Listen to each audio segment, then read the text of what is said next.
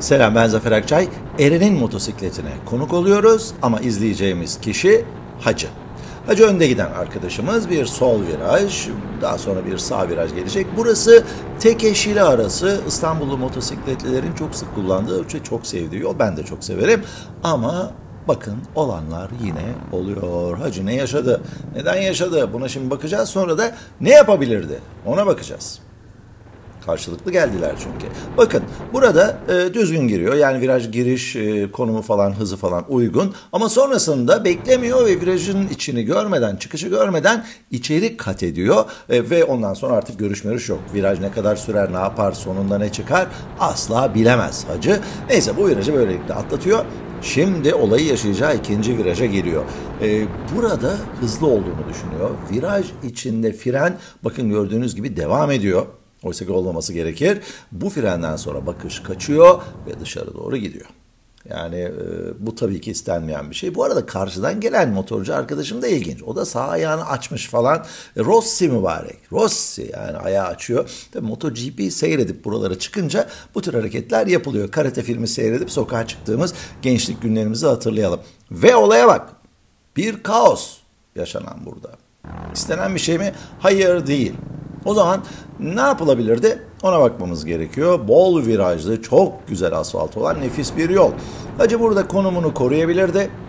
Hadi bu virajda bir şey olmadı diyelim, bir dahaki viraja gidelim. Öncelikle konumunu koruyabilirdi. Limit noktasını iyi kullanarak viraja gelmeden hızını o viraj için uygun hale getirebilirdi. Bakışını kaçırmayabilirdi ve sonuçta bunu yapmayabilirdi. Bütün hataların toplamında karşı şeride geçmek ve tehlike yaratmak gibi bir sonuç ortaya çıkıyor. Yapmayın. İkinci olay yine Şile otoyolu diye adlandırılan bir duble yol burası. Ahmet bir anda motorun kontrolünü kaybediyor. Sonra bakıyor, ne oldu diyor, ne oldu, neden motor böyle sallandı? Aslında görünüyor. Çok basit. Ahmet de sonradan görüyor ama Ahmet'in bunu oraya gitmeden önce görmesi gerekirdi. Hata burada tabii ki. Şimdi baştan izleyeceğiz. Bakın yoldaki renk değişikliklerine tepki vermelisiniz. Bakın sağ taraf, sağ tekerlek izi parlak. Ya burada bir şey var demektir. Sol tekerlek izinden gidelim. Ortadan gidelim. Şeridin ortasından. Parlağa rağmen buraya gidersek o zaman olur. Bakın burada daha net güneş açısından dolayı. Oraya bir yağ dökülmüş, mazot dökülmüş, bir şey dökülmüş. Ya da çöp kamyonu geçmiş, onun suyu dökülmüş. Bir şey dökülmüş. Ahmet iyi kurtarıyor. Çünkü orada düşebilirdi. Kontrolü kaybedebilirdi. Bakın. Fakat orayı görseydi ve orada bir renk değişikliği var. Ben konumlanmanın 3 şartını yerine getireyim. Orası benim için güvenli değil, tutuş da yok, oraya gitmeyeyim deseydi bu olayı hiç yaşamayacaktı. Bu videoyu da görmeyecektik. Artık öyle yapacaktır. Siz olun, güvenli olmayan yere motorunuzu sürmeyin. Devam edelim. Ata'nın motoruna konuk oluyoruz. 4 şeritli kocaman bir yol. İleride bir sol viraj. Ata normal süratlerde giderken arkadan gelen araba Ata'nın şeridinde Ata'yı solluyor. Bir önceki hafta kırmızı Mercedes'in yaptığı şey aslında. Alışkanlık demek ki. Bakınız tekrar edelim. Burada giderken aynadan aslında o arabanın yaklaştığını görüyor Ata. İkide bir de aynaya baktığını kamera hareketinden anlıyorum. Görüyor.